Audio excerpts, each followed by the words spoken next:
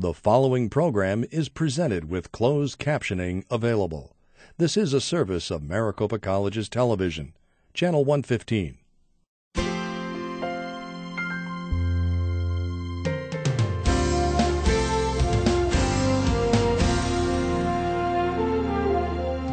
Good evening. I would like to call to order the Governing Board meeting of October 23, 2012, and want to welcome everyone to the meeting tonight. We are going now to have the Pledge of Allegiance led by Ms. Pearson.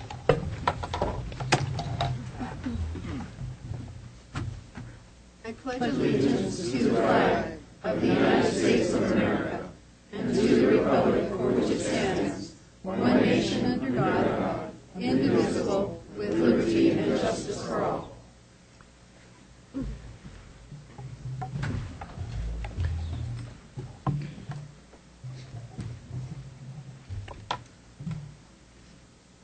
Our next item is Citizens Interim. Tina, do we have any requests to speak? No. Thank you.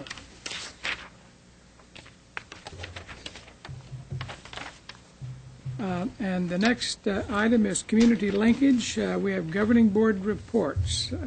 Dr. Campbell? I don't have a report, Mr. Chairman. Mr. Lum? We had a meeting at South Mountain Community College sponsored by the student body there, the student council there, and it was for immigrants. It was run by Respecto, and they're having a lot of crisis calls. So there was about 40 people there, immigrants were there, and what to do in case of a crisis. So we're talking about. They had 5 lawyers telling them, well, one thing you don't do is you don't have falsified papers. When you're talking to a policeman, you have to tell them who you are and identify yourself, but you don't have to tell them where you're from, and that you have a right to ask for an attorney before you answer any additional questions. And so there's a lot of fear out there. So I respect the students for having the courage to have this meeting and trying to help the citizens who are scared that they're just get rounded up and taken away at any time. Also went to Boston. We all did, and I'll just say what I thought about the experience. We went to our professional association, is the ACCCT. I thought I got a lot out of the pre-conference. We learned about as far as things other schools are doing in student success and how a board would be able to implement stuff like that from a school board level. I was proud to be on a panel with my fellow board members, Deborah, Dana, and Doyle. I never said that before. Oh, wait. Okay. And it was good to do a panel to tell our other fellow board members nationally about what we're doing in Arizona for student success and how we made a commitment to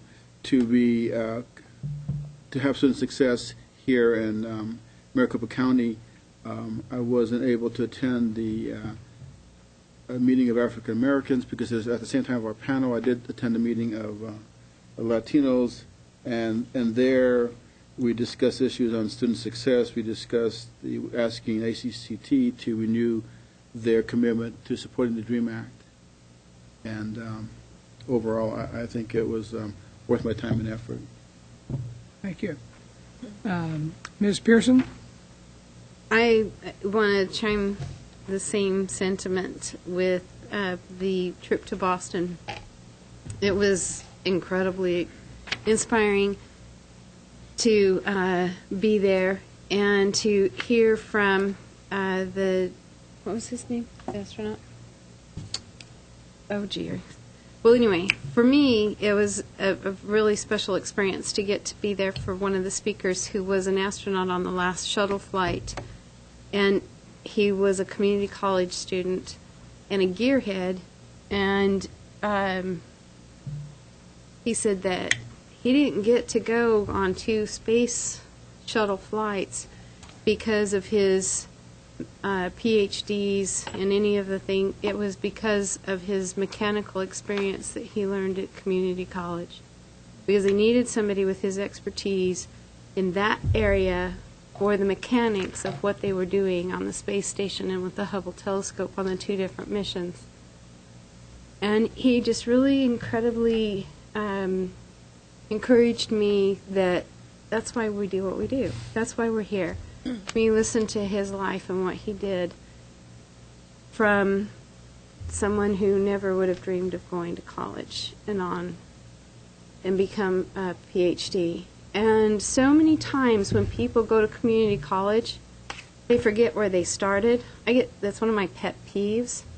You ask them where they go to college, they always give you this prestigious something or other to impress you about some university. They never tell you, but they tell you how they got from from rags to riches, but they don't tell you that the first stepping stone was community college so often. And this guy was so incredibly proud of the fact that he went to space as a gearhead. And I thought that was really cool. And that community college gave him the step that got him the PhD that brought him back to his beginnings as a mechanic. And so I feel like that we really need to bring home these messages that we learn about why you do what you do and the difference you make in people's lives.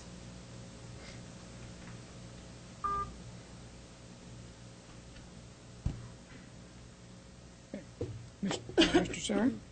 Yeah, but, obviously it was a week-long engagement for all of us, but it was good time spent. I think if I take back, other than what's been said, anything that was unusual, it was that all community colleges, not just here at Maricopa, have made a special effort and an ongoing effort to work more closely with our K-12 partners in education. And a couple of speakers brought the point home that this would not have been a discussion 5-6 years ago. It's only been since the completion agenda and other elements of our goals have been established that we realize how important it is for those students who come to us to have the abilities to work at a college level. And I think with the commitment that was in evidence there and what we're doing here, I think that that's going to be a big part of how we get to our completion agenda in 2020. If we don't work with them, it's just going to be impossible to accomplish. So I really appreciate the fact that nationwide that commitment's been made.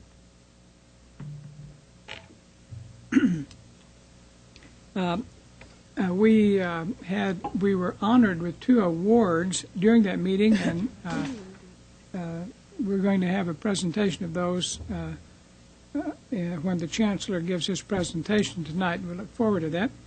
I was able to attend 2 building dedications this month, one at Paradise Valley Community College, where we had a presentation of the new Health Sciences building, and saw a demonstration by students in the Performing Arts class, and also from other students who we saw an accident where we had a student supposedly hit by a car, and those students performed that demonstration. We had people from the Phoenix Fire Department, both a fire truck, an ambulance, and personnel who performed emergency services on that student that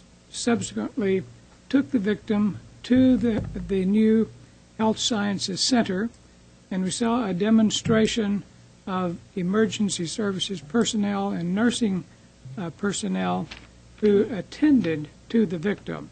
It was quite a good performance, and we appreciated seeing that. Today, Mr. Lum and I were at Chandler Gilbert Community College to see a dedication of the Emergency Technology Center, not the emergency, but the Environmental Technology Center, and we were able to visit some of the demonstrations at the Technology Center, and we appreciated the performance there very much. The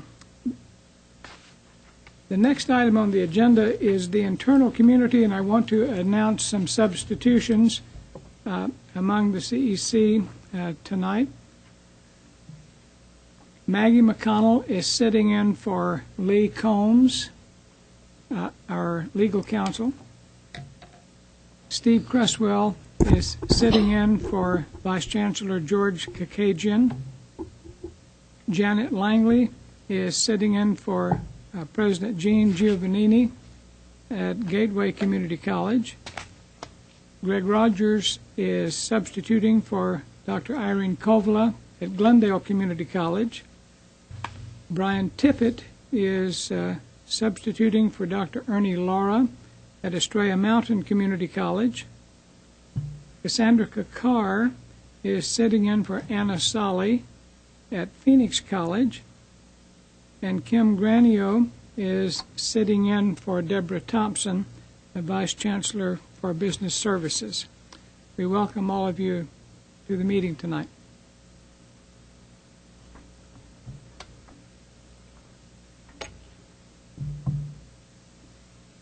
Dr. Glasper, will you please do the Chancellor's report?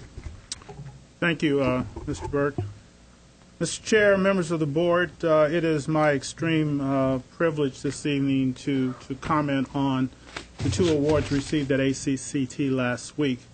As mentioned, the governing board members, myself, Dr. Maria Harper-Marinick, Sue Cater, Gloria Smith, and Tina Emmons were able to travel to the ACCT meeting in Boston to attend the 2012 ACCT Annual Leadership Conference, which was attended by more than 1,700 trustees, chief executives, and board staff members. Previous to this particular meeting, Maricopa had been notified that we were the Pacific Region recipient of the 2012 Charles Kennedy Equity Award and also the Pacific Region Association Professional Board Staff Member Award.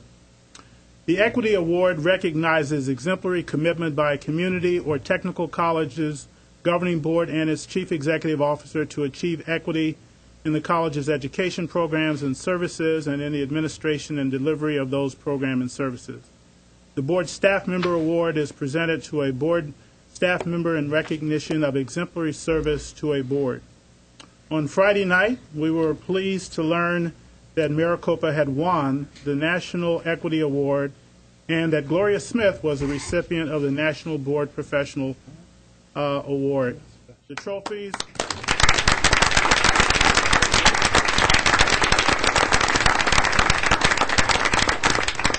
It says here that the trophies are on display that we award, but I wanted to share with you was the night was just fantastic. During the afternoon, we received the regional award, and it was, get up and down. You have about 1 minute to say what you have to say, and then get back to your table. And then they gave us seat assignments, and they said your evening table. In the afternoon, our table was 13. No, it was 15. So we were in the front. So then they gave us table 30. So we were trying to surmise, that must mean that we didn't get the awards, that we're going to be in the back of the room somewhere. They wanted to make space. So we showed up at the end, and needless for us, that the reason we were moved back was that there was a dance floor. So there was a dance floor, and we were sitting at the table, and then we started thinking, and then they came up to us and said, please take your name tags off. So we started trying to figure out, okay, does this mean we're getting closer? What does it really mean? And then the names were called, and the first name, when they called Gloria's name, where is Gloria anyway? Oh, she's sitting over here. It was probably one of the best feelings that you can get when you look at the years that Gloria has put into this individual job and the times that she has led the National Professional Staff Association, and to have her recognized by the ACCT board. And it was a great evening, and we all stood up because we heard it. We stood up, and Gloria was there. She was just, it happened. And Gloria stood up and said that I was not prepared. I didn't think I was going to win. I didn't prepare any comments. I didn't prepare any comments. And then for the rest of the night, everybody took her line. But she was magnificent in the comments that she delivered. And I want to give her another round of applause for that recognition.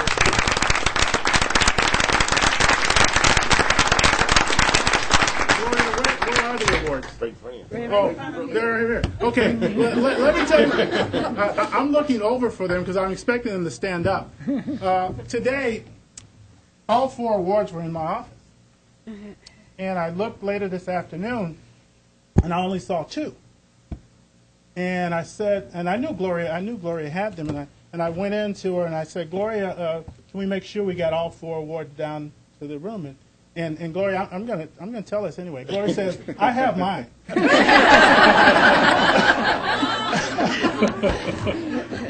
But I want to share these because they are beautiful and they are extremely heavy.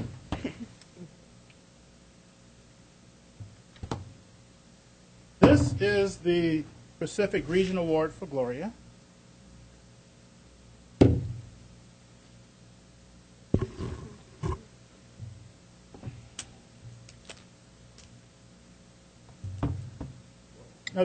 Gloria, can you come over here so we can...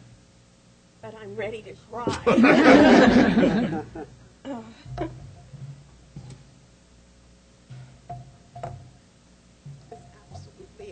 It was a wonderful surprise. And as you probably all know, I'm going to be retiring next year. And this is a wonderful recognition as I leave. I've enjoyed this job so much. And it was just perfectly tailored for me. I'm sitting over there because Tina is going to do a wonderful job now, for the next few years. And but I actually am a little melancholic because I'm going to miss her. But it's time. It's time to move on. And I appreciate every single one of you and all you do for our students and our community.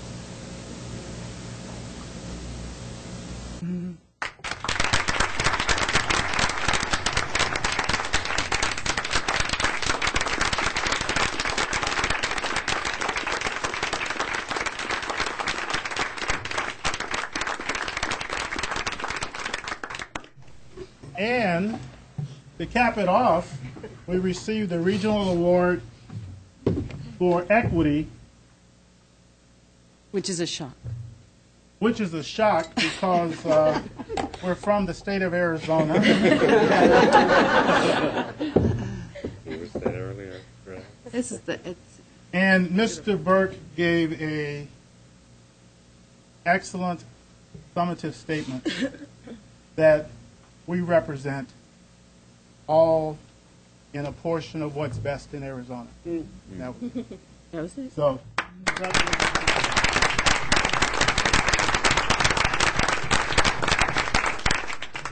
this award, you need to tell them, is the highest. okay. Nationally, this is considered one of the highest awards you can get as trustees. That is the highest award we could ever get. Thank you. And I concur with Deborah in what you're saying. It is a real high honor, and it's not just an honor for the board, but it's an honor for the district and all the people that work to keep it a diverse district in every level, in every school and every department, and people who respect diversity and respect the different cultures and accept people for who they are and not just their abilities. And here in Arizona, when it's ground zero for for hate, and yet this college here shines as a shining light, and I hope it can be a good example and keep this going forward. I'd add to that after the awards were over, we had literally hundreds of people from all over the country come up to us and congratulate us, which kind of takes your breath away. And they made comments about how incredibly different Maricopa is now versus how it was as a board and trustees just a matter of a couple of years ago. And when I was on the diversity committee at ACCT, they made a comment about that they appreciated so much support at the diversity committee from Maricopa that they hadn't really experienced. Now Mr. Lum is on the diversity committee. Yes. And so we're now consecutively right there. And that wasn't even something we thought was going to be continuing here at a district level, let alone at a national level, participating at such a high level. Well, now that we have won the awards, we need to continue to lead and live what we stated. And we need all of your help, all of your assistance, all of your leadership and support in order to keep Maricopa focused in the right direction and to continue to support our efforts. So thank you very much for all that you do to help us get to where we are. Mr. Burke, that's all I have for now. Thank you. Secretary's report, Mr. Sarr. Done? Okay. We have two student life reports tonight, one from Glendale Community College and another from Mesa Community College. We'll ask the Glendale students to present first.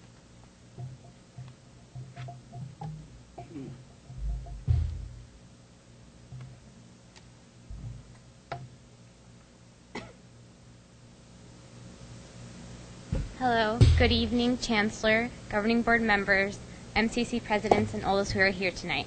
My name is Lilia Mirza, and I am the 2012-2013 Associated Student Government President for Glendale Community College. I'd like to allow the rest of the officer team to introduce themselves, and we'd like to share with you our goals and what we've done so far.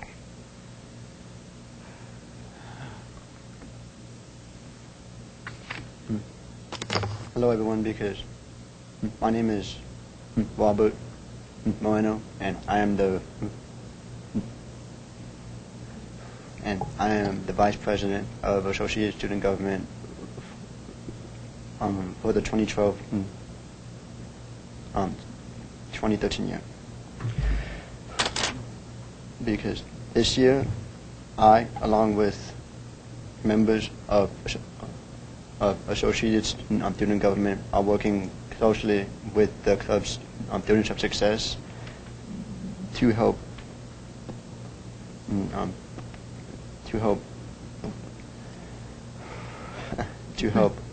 bring forth the male initiative. Because of this past so far into this semester, we have hosted 2 male minority sessions on our campus. And also, we are looking forward to having several more workshops throughout the year along with the campus event. Thank you. Thank you. Good evening. My name is Wendy Respardo, and I am the 2012-2013 Associated Student Government Treasurer. As of October 18, our campus began, or Associated Student Government began, the Finance Committee meetings where clubs and organizations have the opportunity to present and defend our budget for the school year. So far, 14 clubs have participated, and we are looking forward for the rest. We are proud to say that between GCC North and GCC Main, we have 50 active clubs, and we are looking forward to all the educational events our campus are putting together. Thank you. Hi, I'm Becky Velez. I'm the 2012-2013 Secretary of the Associated Student Government.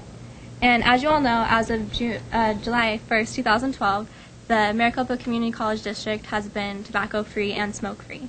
So GCC has been making students aware of this new policy with signs all over campus. And also several of our student government members are working with IGNITE, which is the committee that's aligned with the Breathe Easy initiative. And so far we've held 2 tabling sessions at our main campus and 1 at our north campus to give students information about the dangers of using tobacco. And we also have more events coming with that. So we're just making sure to provide students and faculty with outlets to support the Breathe Easy initiative. Thank you. Good evening. My name is Alejandro Fontes. I'm the Public Relations Officer for Student Government in 2012-2013. One of our main focuses this year is integrating the North Campus along with ours, including expanding our board members, our board to the North Campus. We currently have 1 member, and hopefully more to come. Good. Another district initiative we are also focused on is the Completion for Success. As a transfer student myself, I have signed a C4 pledge that was going around on campus to where I plan on obtaining an associate's degree before leaving for university. Students are now becoming more aware of the importance of gaining an associate's degree or a certificate before transferring from a tier institution. That concludes our report for today. Thank you for your time. Thank you.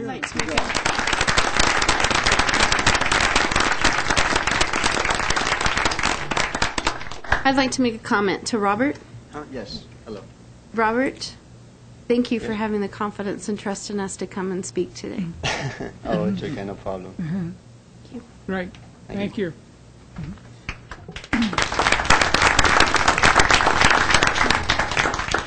And Mesa Community College.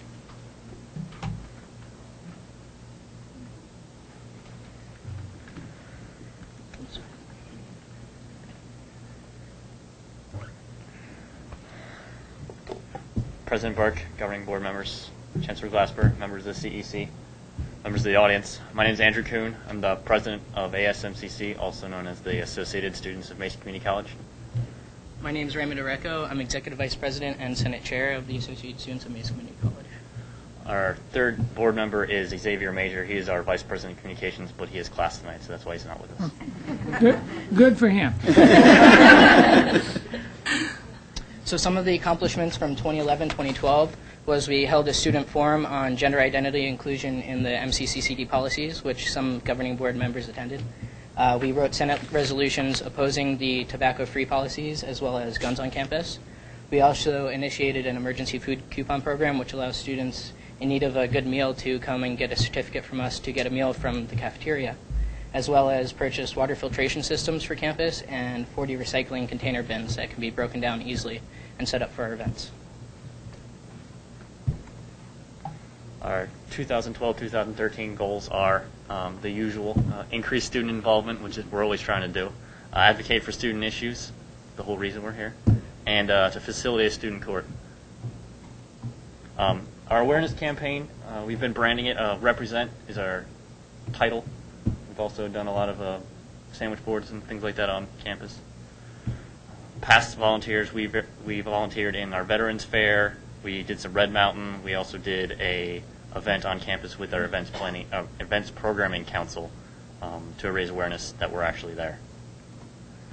So far this year, for civic engagement, we've done voter registration and ballot initiative training with the help of the Center for Civic Participation.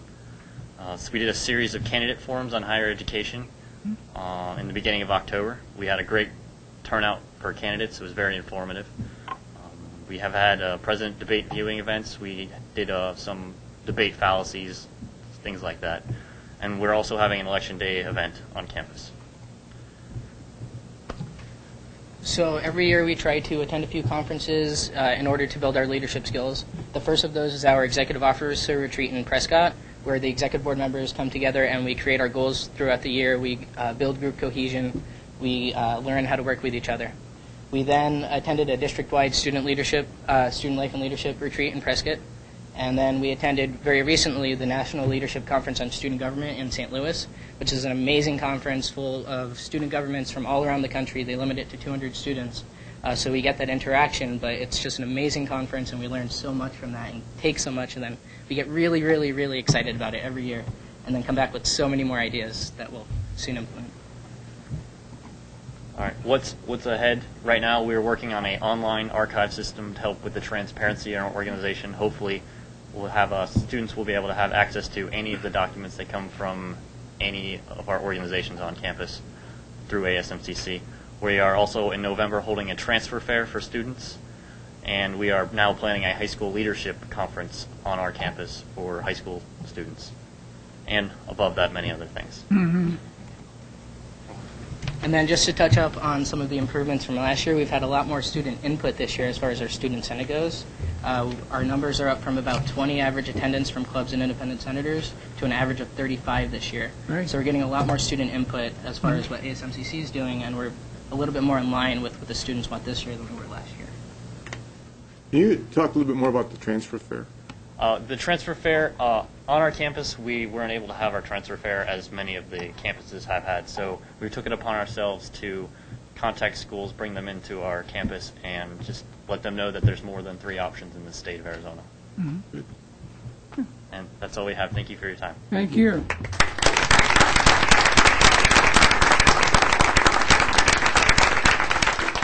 I want students to know, if governing board has stated some goals or ends that we expect of the district, and both groups touched on those tonight. I heard comment about completion, and I also heard comments about civic engagement, and both of those are part of our ends or goals. We appreciate that very much. Dr. Glassberg, do you have a... Yes, Mr. Berg. I got caught up in the emotions of the awards and forgot that I had another report at this particular point in time. Earlier this year, I announced to our employees that the Maricopa Community Colleges are starting an important partnership with Safe Place, a national organization that offers support to youth in crisis. This effort is strongly aligned with 2 of our critical institutional values, and that's community and stewardship. I am pleased to announce that as of November 1st, just a few days from now, the 10 main Maricopa Community College campuses in the district office will become safe places. As such, these locations will be added to a county list of sites where youth in crisis can come to find connections to help. I'm directing that all employees take a short but important tutorial to familiarize and learn what to do if they encounter a young person who they believe is in crisis at a Maricopa Community College. As designated point persons, our public safety and library staff will receive in-depth training. I asked Ruth Onks, Director of Enterprise Risk Management, to lead the project and want to recognize the team she gathered to move this important effort forward. Ruth, would you stand while I read the other names as well? There's Ruth over here. Chief Mike Longman, Deputy Chief David Denliger, both from Public Safety, Maggie McConnell from Legal, Andrew Tucker, and Marty Wilson from Communications. I said stand. I want everybody. We're not trainable. Let's give them a hand.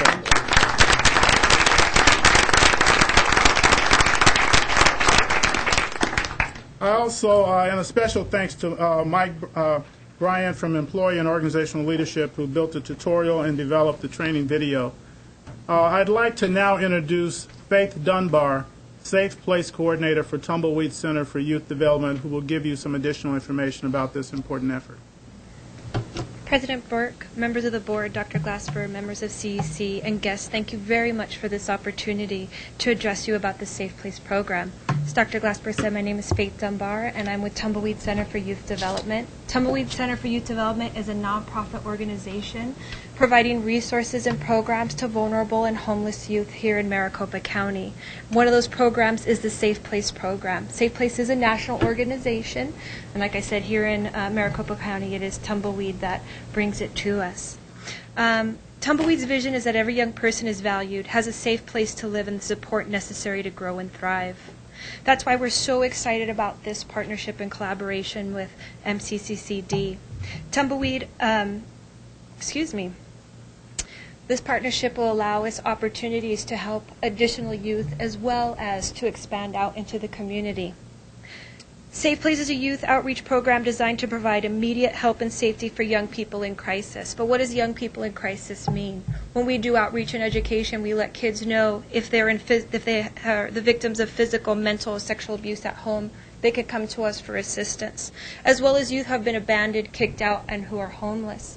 But in addition to that, we help kids who maybe are in the car with an unsafe driver or on a date that turns out to be unsafe. We want to make sure that kids aren't on the street, and so these sites throughout the community give them access to caring adults and allows us to hook them up into resources.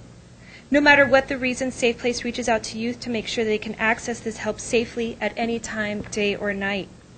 The youth that we are picked up are transported to our emergency shelter. Tumbleweed Head is a 24-hour shelter for youth who are 12 to 17. We also assist youth who are 18, 19, and 20. However, we coordinate with CAS and other local agencies that support youth of that age group. Generally, youth hear about us through their high school, through youth-serving agencies such as Boys and Girls Club, or from their peers. Community involvement is really vital to this program, and again, we're really excited to have you all on board to help us with our mission. In addition to thanking the community colleges and Dr. Glassberg, I also want to take this opportunity to thank the implementation team for making this possible and bringing this to you all.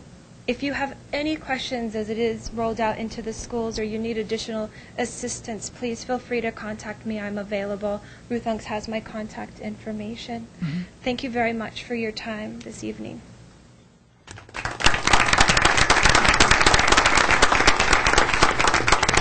I have some questions. Are we talking about youth under 18? Yes. President Burke, members of the board, we are talking about youth as young as 12 all the way through, 18, 19. And so they'll come into our libraries, and if they have need any help, and then the people in the library will contact you? Correct. Yes. And what kind of emergencies do you foresee people coming into the safe shelters now? What are they?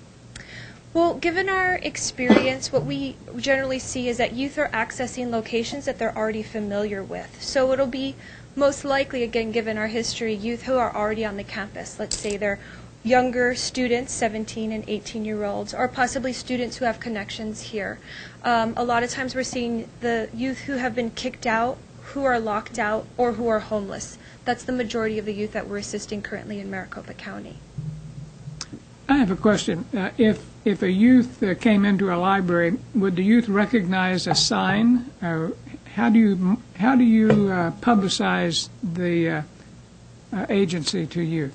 So through outreach and education in the local high schools, other youth-serving agencies, and we're really trying to empower youth to take care of their peers. And so when we do that outreach and education, we ask that they hold on to those outreach cards, not just for themselves, but for other youth in the community. Okay. And we're having more and more kids who are hearing about us from other kids. Thank you. So there's no particular sign to identify this place as a safe house? Correct. The yellow sign with the with the black lettering, the safe place sign. Oh, there is a sign. Correct. Dr. Berg, over here, it's Maria. There will be signs at all of the colleges and the district office indicating what is a safe space for the students. Right. No, we have police officers on every campus. Are they be involved? Would they be part of the contact? Is that? Absolutely. They're part of the policies and procedures. Both the public safety offices as well as the libraries are designated safe place sites, and we'll have the safe place signs located either on the door or somewhere near the entrance, and they're the ones who will be handling the majority of, they're the ones who will be assisting with that, with the intakes of the youth that come in.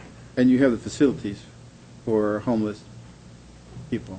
Yes, we have an emergency shelter for youth 12 to 17, and then we coordinate with CAS, which is the emergency shelter for youth 18 and older. And we also, a lot of times we're just connecting them back with their parents. Ideally, we're not putting more kids into the system. So for youth that are kicked out, we have reconciliation as well as family therapy. We do mediation just over the phone sometimes.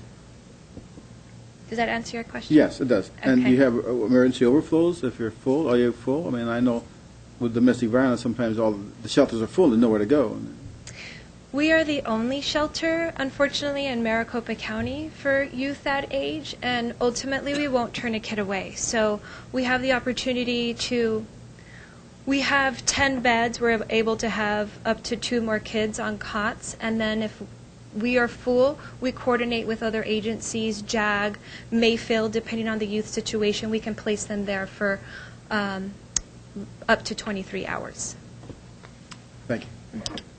Thank you. It's a wonderful program, and I'm glad we're part of that. Thank you. We're excited. The Faculty Executive Council, Harold Cranswick.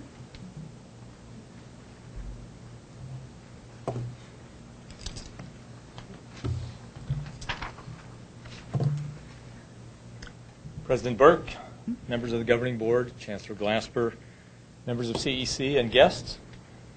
Before I share any Faculty Association news, the members of the Faculty Association would also like to extend our congratulations to Gloria for receiving the 2012 Pacific Region Professional Board Staff Member Award. And national. And National. And national, yes, thank you.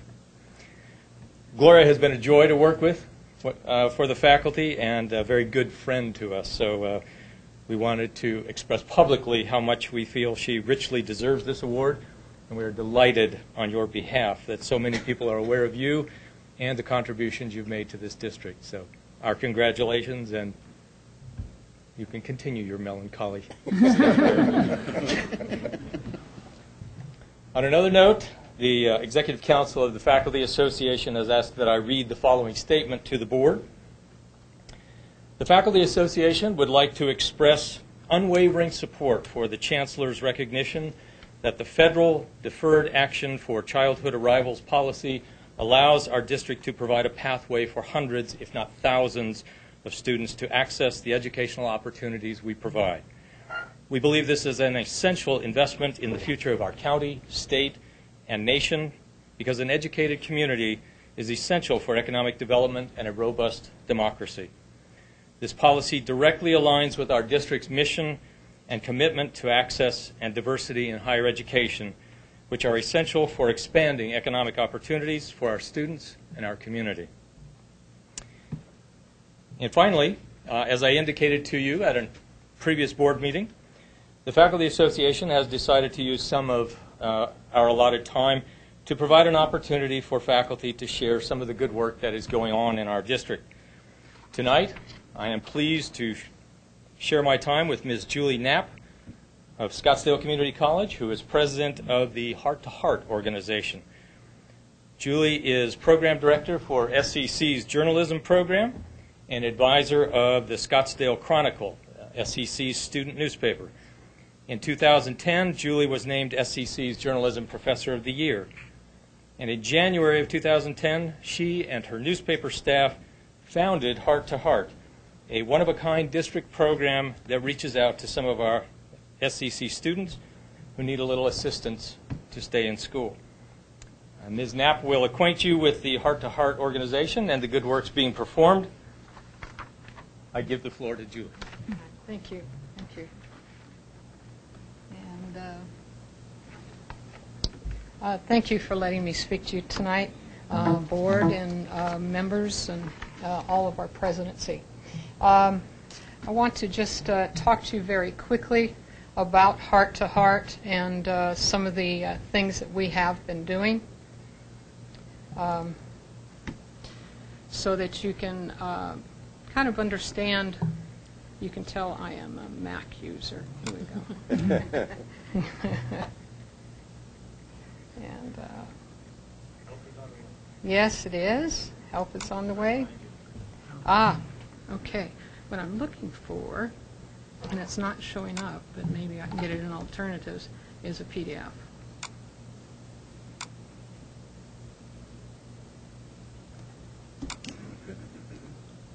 Yeah, see, it's not popping in. Yeah, okay, we'll do that. The artwork's just not quite as... Okay, there we go. All right, thank you. You know, in fact, I heard tonight that Mesa Community College has now implemented what we've been doing. 2 years ago, we were approached by them. And I'm thrilled to hear that they are doing it now because it's been something we've been attempting to make happen in the district.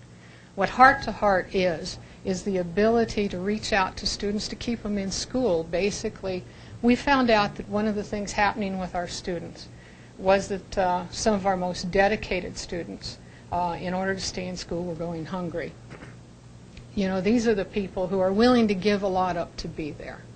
Heart to Heart started, actually, we founded it in January 2010, but the idea happened in November 2009 when one of my editors of the Scottsdale Chronicle was sleeping in his car. We found him there one morning. He was embarrassed about it. We talked to him, and he was trying to stay in school. He'd worn out his welcome with all of his friends, so he could no longer couch surf. I found him one early morning and sleeping in his car. And we had a chat that day. We lost him. He had to quit school one semester before he finished his degree. My editorial staff, when he didn't return in January, asked me what happened. I pulled the editor-in-chief aside, who was a friend of his, and told him what happened. We both vowed, and so did the rest of the staff, that not one more Scottsdale Community College student would have to drop out of school due to hunger, at least if we knew about it. So we founded Heart to Heart. And what we do is we work with faculty and staff on campus to identify students who are in need. I know Scottsdale Community is thought of as the rich school sometimes, and we are not. We have identified right now, in fact, I was thrilled to hear Tumbleweed and Cass spoken of. We've got right now 3 students on our campus who are living at Cass, riding buses to get to school. And those are only the 3 I know about. So what we're doing basically is relying upon faculty and staff every semester to send students to fill out forms for us. We operate strictly upon donations from faculty, staff, and students. Our funding comes from no other direction. These are faculty, staff, and students pulling money out of their own pockets. This is a program run strictly by faculty, staff, and students, and every dime is going to the students. No one is getting paid comp hours. Nobody's getting paid any kind of funds for running the program. We average 40 students a week who are needing some kind of food subsidy. And that's 3 to 5 meals a week. They get vouchers, essentially. You heard the term tickets or vouchers, per the number of days they're on campus for classes. So they fill out a form with us, and the last slide will show you basically how they are identified and what qualifications they have to show. We max out at 100 vouchers a week. And if you start doing the math, you see that we often run out a little bit. Okay, so we do have to work it out as much as we can. One of the ways we do is our newspaper runs a pantry. And this pantry facilitates, when we run out of those tickets in for the cafeteria, it facilitates keeping our students fed. It also gives them food for the weekends, because they're not just hungry when they're at campus. So we try to provide some food for them. They come in and choose what their dietary needs are. And again, this food comes from faculty, staff, and students, from no other direction. What this does, and we've tried to do it in a way that is not obvious, is they receive a small ticket, okay, and they just go into the cafeteria and they give that out. And there have been occasions where these have been given out as rewards, too. When we first started the program, our president kind of used those for rewards with a few occasionally. So people didn't know whether these were students who needed help or these were students being rewarded. You know, they were both standing in line with vouchers. So one of the other things was this is worth only $5.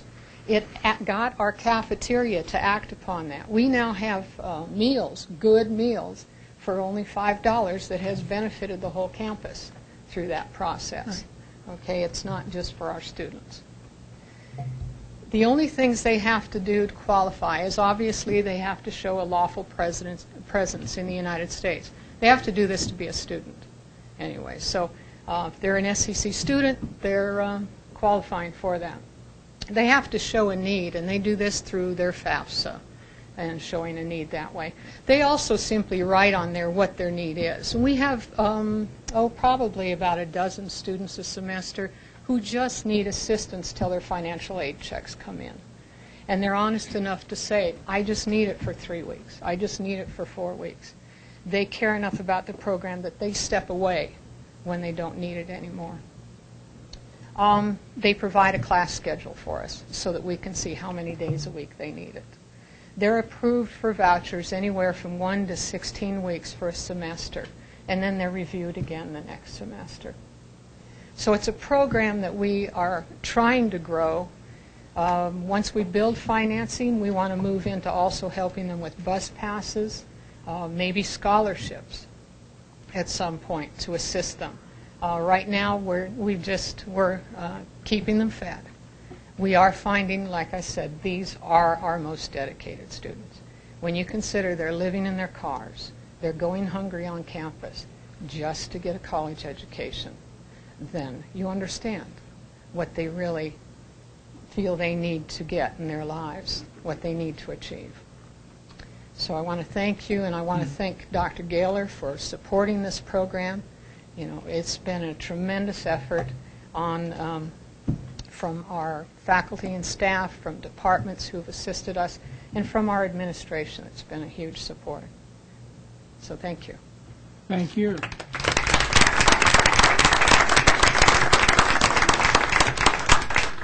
Well, I don't mean this as a pun, but that's heartwarming. Thank you. Thank you.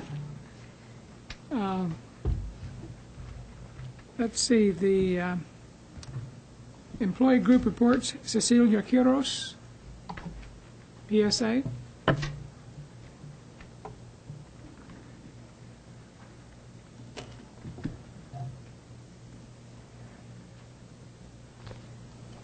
President Burke, members of the board, Chancellor Glasper, members of CEC, and guests. My name is Cecilia Quiros, and I am the PSA Executive President for 2012-2013. Our presentation is in regards to where Professional Staff Association began this academic year. It was in a leadership retreat on September 17th at South Mountain Community College.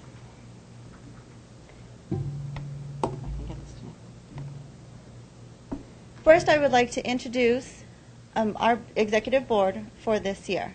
Sally Hervey is a past executive president. Lynn Mary is a president-elect. Carmen Gonzalez, who is here with me tonight, is executive secretary. Anita Dusack is executive treasurer. And Donna Winston is a collaborative policy development CPD chair. At the leadership retreat, one of the things that we do as an executive council, which includes the executive board and all leaders within the Professional Staff Association in Maricopa Community Colleges, is to develop our WIGs, which is known as our wildly important goals. So what we did was we developed our WIGs for the year of 2012-2013. You will see that it is an acronym. We are a part of Maricopa, so everything we do is an acronym. Our first WIG, we have two WIGs. Our first WIG is BEST. As you can see, each letter represents a word, and the word represents the objective of what it is that what our goal is to accomplish this year. BEST, standing for believe, engaging, successful, and trust. Believe is to be confident not only in the leadership that is in PSA, but also within Maricopa Community Colleges. To be confident also within yourself as a leader, and to be of the opinion something exists or is in reality. Engaging, to be involved, to become an active participant at the campus level and at the district level. Successful is to the accomplishment of a goal or a purpose, again at the campus level or at the district level. Trust is an area in which Professional Staff Association over the past couple of years has really had to take on with both hands. And it is to place confidence within the Professional Staff Association, Executive Board, all the leaders in the Executive Council, but most importantly, in our leadership that is provided by the Maricopa Community College District. Our second acronym is IDEAS. As you can see, it's BEST IDEAS. Professional staff employees are encouraged to come up with ideas that will enhance and assist not only students, but staff, faculty, and the community. IDEAS stands for Inclusive, Develop, Excellent, Attitude, and Service. Now, before the meeting began, everybody looked at me because I have a crown on my head. Mm-hmm. And so to address why there's a crown on my head, it is an attitude. I know Dr. Kakar, Dr. Maria Harper-Marinick, and Nikki is all familiar with my theory of a queen. To me, as an employee of Phoenix College and of the district for 17 years, it's all in presence. And as long as you have a positive attitude in who you are and you remain positive, remember that it's a reflection of what it is others see. And that is why I have a crown on my head. because it represents part of our wildly important goals as far as attitude and always have a positive state of mind, feeling, and presence. During our training, we train the leaders within professional staff. This year, the executive board has been faced with a task that is very large. All of our executive council, which are the leaders within Maricopa, are all brand new leaders. So they have never led in professional staff at a campus level. So as executive board, we took it to train them in policies and procedures. Also understanding the role that the leader has within the association and the professional staff, and what the relationship is with Maricopa Community College, as well as other departments and organizations that they are there to represent. At this leadership training, we provided each campus president with a binder containing the professional staff, policies, bylaws, and constitution. We also provided a listing of all professional staff members from their respective campuses. We felt it would be encouraging to also include an autographed book by Cheryl Roush, who was our guest speaker that some of you were able to attend from our summer conference. The book is titled Sparkletude. Each campus president got one, and their various quotes in the Sparkletude book to help them in their positive leadership at the respective campuses. The following slides will show what it is that we did. We had various policy scenarios, and we took each campus, we've given each campus a different policy, an idea to help them and encourage them as leaders as to what it is that they would do. We had representatives from all of the campuses, and we had a great turnout. We had great participation. As you will see, as we presented, we did have our WIGs presented on a PowerPoint, so that as they were thinking of how to deal with various policy issues, they can keep those WIGs in mind as to what is your best ideas. We had Donna and Anita facilitate a full executive council policy issue that allowed us to be creative in our thinking and our ideas and our approach. As an executive board, it is our job and our goal to encourage the leaders at the campus level. We want issues to be handled through the campus leaders prior to it coming through the district. As you may notice that our symbol for 2012-2013 is different. The reason we have the symbol of holding hands in the diverse colors of circles is because we believe together, regardless of your employee group or policy membership, by being united and working only as a truly inclusive organization, can we be successful in being a vital part of educating the future of Maricopa and Arizona. Thank you for your time.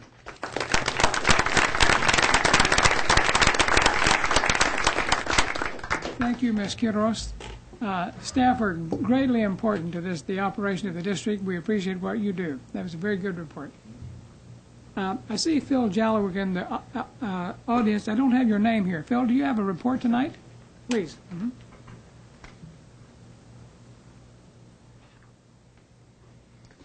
Good evening, President Burke, members of the governing board, Chancellor Glasper, members of CEC, and all our guests. This fall, 430 adjunct faculty have already participated in the Adjunct Faculty Professional Practices Self-Assessment, which the Adjunct Faculty Association facilitates as part of the pursuit of improving adjunct faculty effectiveness. This self-assessment categorizes faculty professional practices into 5 areas: pedagogy, assessment, enrichment, development, and professionalism, with 19 assessment criteria amongst these areas. Participants evaluate themselves on the degree to which they achieve the criteria based on a stated standard according to a scale that goes from I need to engage in this to I'm a model for this. The self-assessment, while providing great feedback, and again very positively received, also serves as a gateway to the outstanding adjunct faculty recognition process, during which adjunct faculty seek confirmation of their wonderfulness with their peers and their chairman and their administrators, and it leads to a great amount of dialogue, which a lot of adjunct faculty find very fruitful, both positively and getting some feedback as to where they need to improve. So we're looking forward to that culmination in a couple of months. In the policies area, we continue to seek resolution on some practices that are currently outside of the policies contained in the recently updated Adjunct Faculty Employee Handbook. These include adjunct faculty compensation for online course instructional assignments, prorating of adjunct faculty compensation for instructional assignments, unemployment compensation being authorized for some adjunct faculty and not for others. Lastly, in the benefits area, Vice Chancellor Nikki Jackson is researching the possibility of allowing adjunct faculty to transfer their unused tuition waiver benefits to their immediate family. This, of course, would be of significant value to many adjunct faculty. Thank you. Thank you.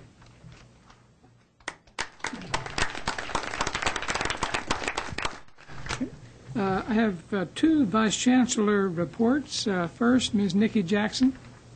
Oh, I have a report, Mr. Well, your name's here. I can come up with one if you like. Okay. I don't have a report, sir. Okay.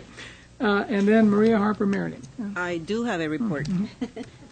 Tonight, we would like to highlight one of the very successful programs our district has supported since the year 2000, and that is the Women's Leadership Group Mentor Program. It is a vehicle for women in our district to prepare for advancement opportunities at all of the colleges and district office. Provides continued professional development activities and networking. Each participant works with a mentor for a year to provide an opportunity for discussion of personal and professional strengths and challenges, as well as career options. Program participants attend monthly sessions designed to help them learn more about the Maricopa Community Colleges and also how to be successful in reaching their professional goals. Since 2000, we've had 281 women participate in the program. For this year, we have 35 women in the program representing all of the colleges and the district office. One of their responsibilities is to attend a governing board meeting as part of their knowledge and discussion on the Maricopa governance model. So I think most of them are here tonight, and I would like to ask them to stand to be recognized. So all of you WLG mentees.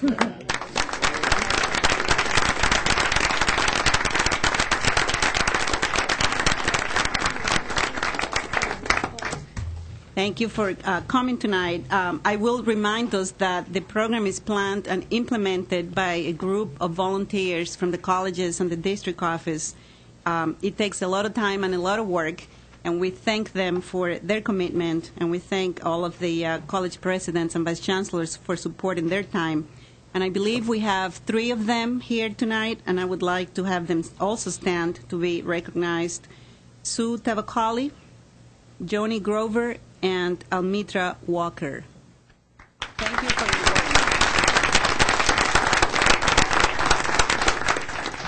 work. Thank you, Mr. Burke. That was my report. Thank you. And I have 2 college reports. Sherry Olson from South Mountain Community College. President Burke, members of the board, Chancellor, members of CEC, and members of our audience.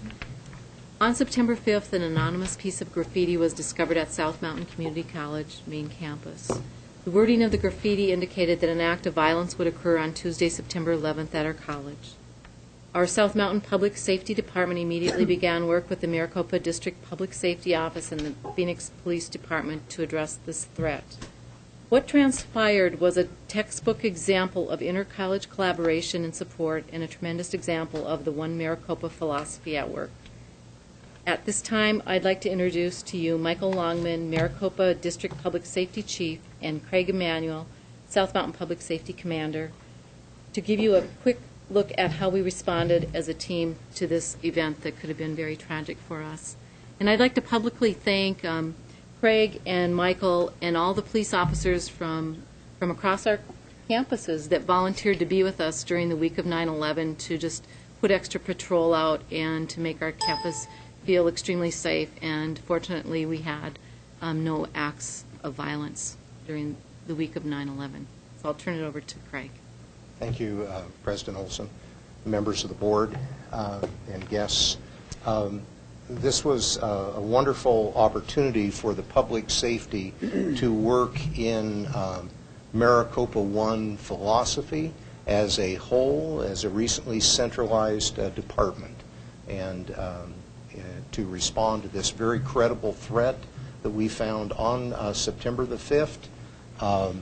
The threatening message was in a restroom. It was specific in nature. As we reviewed it with our law enforcement colleagues, they too agreed that it was a credible threat.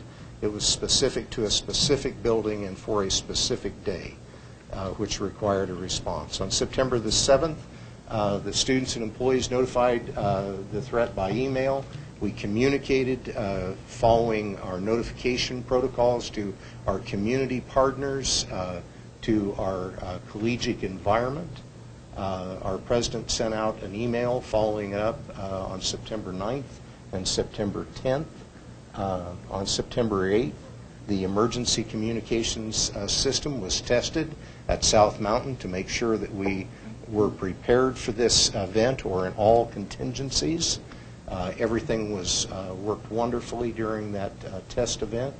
And on September the 11th, public safety officers from throughout the Maricopa District responded to our college, and we worked as one collaborative police department to ensure the safety of our community with a sustained and visible presence on our campus.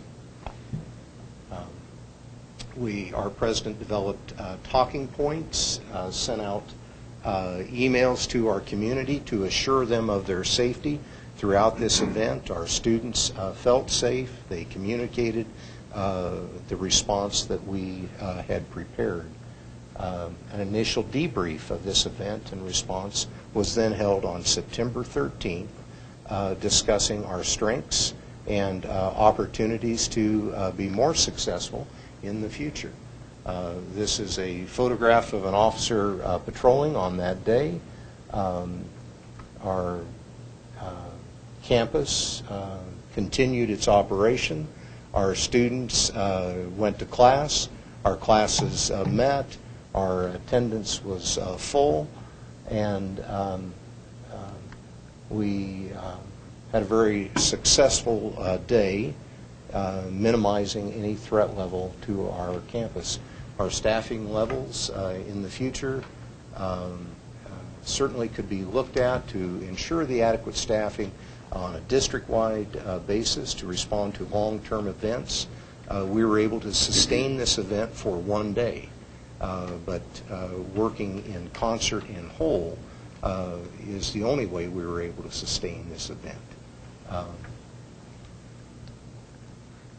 These are the officers who responded on 9/11 to our South Mountain campus to help us be safe. We certainly thank them for their dedication and service to our community that evening and that day, throughout the day, for a sustained 24-hour period. We also increased our patrols throughout that work week to escalate up to the event, and then we de-escalated to that event. Also, the district's resources were available to us, and all of those protocols.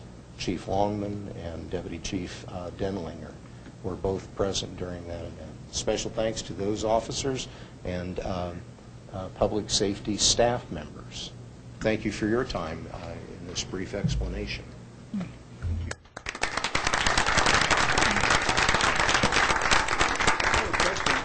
Mr. Burke. Mr. Burke. We have a question. Mr. Bird? Now, you're testing the system. What would that include? Would that include a text to each student? Thank you for the question, as members of the board.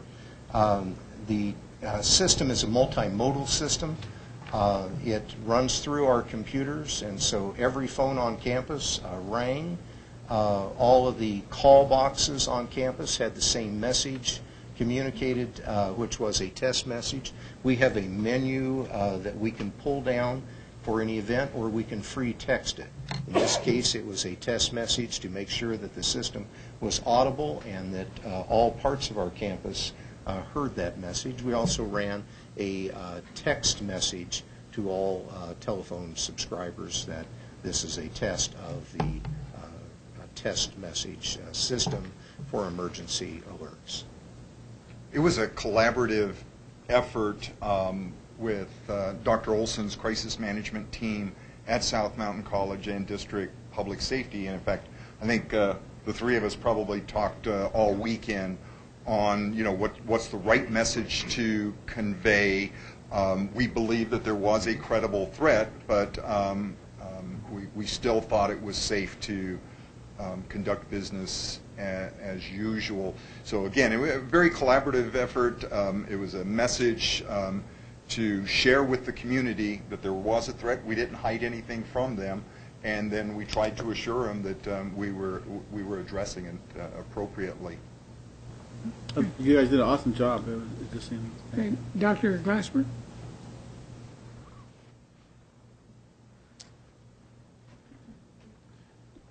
Mr. Burke, members of the board, CEC, and audience, over the years I have given out 1 Maricopa pins for this type of demonstration of what it means to be a system. On responding to 9/11, as we do this development or transition of our public safety, what we need is to be able to bring full force from all of our colleges until we can staff at an appropriate level. And their demonstration, to me and to others, demonstrates a 1 Maricopa attitude, 1 Maricopa action. And so tonight I would like to give to the officers that are here tonight, and we have some other officers and other participants who were not, a 1 Maricopa pin upon the recommendation of President Olson, and a certificate to thank them for what they are demonstrating in our system as an example to all of us as we move forward. So I would like to give to Chief Longman. Thank you, sir. Deputy Chief Denlinger.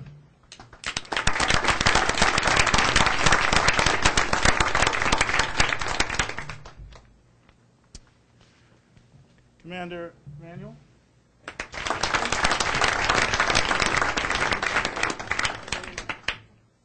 And Officer Flowers.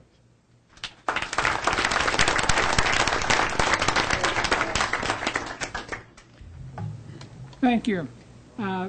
The safety of students, employees, and the public is quite important to us, and this is just a wonderful presentation. We thank you very much. Thank you, Dr. Olson. Thank you.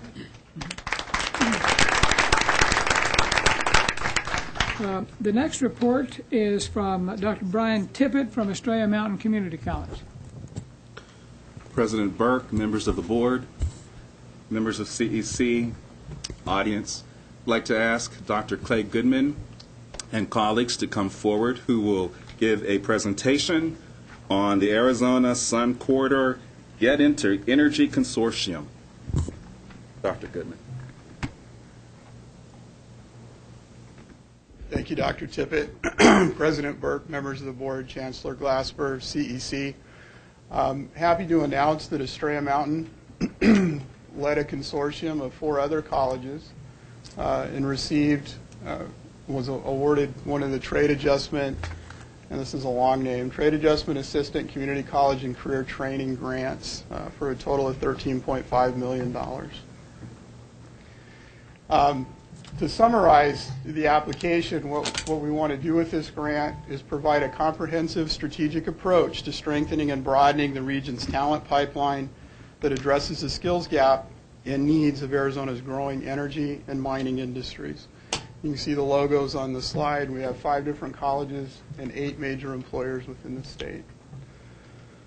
Consortium colleges, Estrella Mountain Community College is the lead. Sister college, Chandler Gilbert Community College, and then 3 others in the state: Northland Pioneer, Pima Community College, and Yavapai. And it shows their grant awards. Our employer partners, and I think the list is rather impressive: Arizona Public Service, Palo Verde Nuclear Generating Station, Tucson Electric Power, Salt River Project, Freeport-McMoran Copper and Gold, Arizona's G&T Cooperatives, and ASARCO. Any company that generates electricity in the state of Arizona is a partner in this grant. Other key partners: the Center for Energy Workforce Development, the Nuclear Energy Institute, Science Foundation Arizona. Just to give you an idea of the need that we hope that this grant fulfills, the table on the right shows the hiring projections that came from our industry partners. You look, by 2017, there's a need to fill almost 3,000 jobs within the state of Arizona. When you total that up, it's about 55% of the energy workforce is eligible to retire by 2017. The salaries that you can see are very impressive on the left. Line workers, which is a signature program at Chandler Gilbert Community College, make about $65,000 a year. Power engineers, up to $88,000 a year. The core of our project is centered around stackable credentials. Students moving into this, and governing board, this may look familiar. When we did the workforce, we talked about this. Couldn't announce the grant because we didn't have it, but it was in the pipeline. This competency model, the first 3 tiers on the competency model, as students move through and are taking credit courses, receive industry-recognized credentials, a National Career Readiness Certificate, and an Energy Employability Skills Certificate. Moving up, they receive an Energy Industry Fundamentals Certificate, and then are prepared to move into one of the degree tracks that are listed in tiers 6 through 8. A lot of these are in place. Some will be developed. The core being that there'll be a common curriculum offered among all 5 colleges statewide.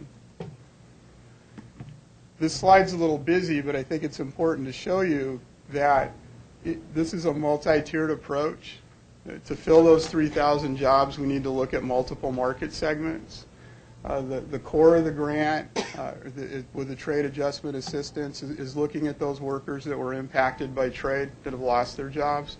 How do we bring them in and retrain them, get them the skills that they need to be successful in one of these energy jobs?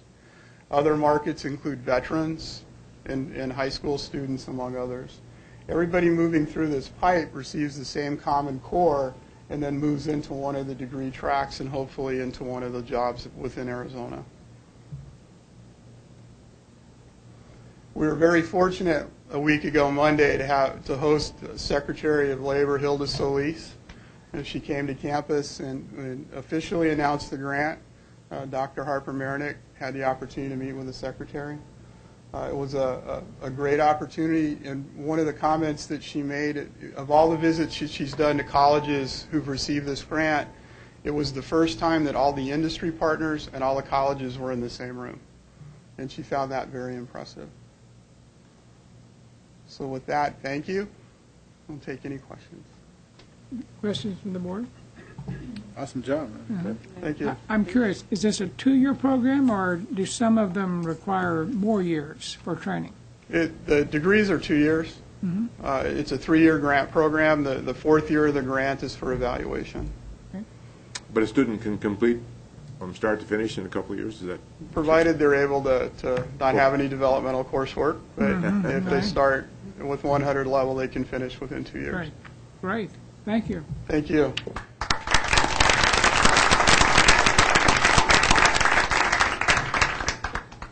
We go now to the external community of the AADGB report.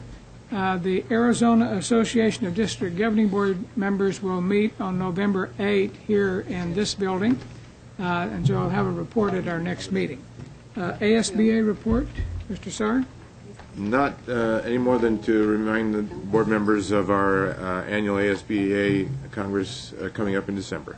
Okay. And there's no legislative report tonight. Okay. The next section is awards and recognitions. Do we have awards and recognitions tonight? Don't see any. All right. We move to the agenda. I will entertain a motion to approve the order of the agenda. So moved. Ms. Pearson moves. Dr. Campbell seconds a motion to approve the order of the agenda. Any discussion? All those in favor, please say aye. Aye. Opposed, no. Motion carries unanimously. The next item is the consent agenda. Does anyone wish to remove any items from the consent agenda? No.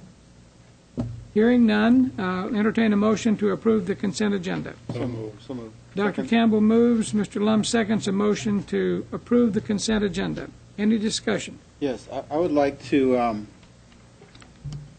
have a discussion on. I'm really proud of the grants that we're receiving, and I think it's really innovative work.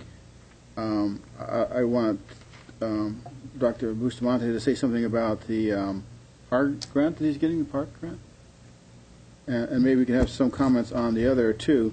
We had one today from Estrella Mountain already. If you don't mind taking the time to do that before we approve the motion. Dr. Bustamante? President Burke, Mr. Lum, members of the board, this PAR framework project that's on the agenda is for $100,000. We're a sub-grantee, and the project is managed by WCET, which is WICHE Cooperative for Educational Technologies, as part of the regional WICHE organization, which stands for the Western Interstate Commission on Higher Education. The project's funded by the Bill and Melinda Gates Foundation. The first allocation over a year ago was approximately $1 million, and just recently WCET was awarded an additional $2.5 million to extend the work beyond the original partners. And basically what the work is doing is it's considered a big data analytics project in higher education. So what it's seeking to do with partners like Rio Salado College, the University of Phoenix, the University of Hawaii system, for example, are working together in a data mining project to identify common data points through analytics to predict risks to student retention and degree completion. And reports, dashboards, and decision support tools from this project will ultimately inform higher ed about what common data points lead to success in online education. This project is one of several Gates-funded projects and initiatives that Rio is participating in. Just last week it was announced that Rio will receive approximately another $1 million as part of the Gates Foundation EDUCAUSE Next Generation Learning Grants for a student success initiative that will involve the use of predictive analytics through Rio's PACE program, a student portal to display a student's progress toward completion, and a student peer mentoring system. So that agenda item will be coming forth very soon on a governing board agenda. Rio is pleased to be part of these important Gates-funded initiatives, and there are several of them that will serve to expand the use of technology to improve student learning outcomes and work toward our common goal of increased certificate and degree completion. And I'd also like to thank the board and the chancellor for your continued support to allow us to participate in these exciting projects. Thank you. This is pretty online, so we'll be able to duplicate it at the other colleges for their online classes? I mean, the results and... Well, I think the results will be published by WCET eventually, and the report will be very public and open for the use of the other institutions, not only the institutions within Maricopa, but institutions throughout the country to learn from. Thank you. Thank you. We have several grants here, and I'm going to give other presidents time to speak to those if they wish.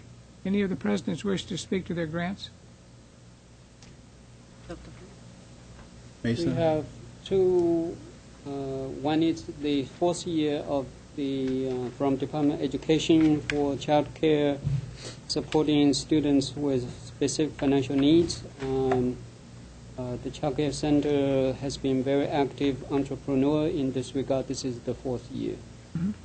This is also the second year allocation for Title III grant, which is a 5-year grant, $400,000. We are asking the board to approve receiving the second installment.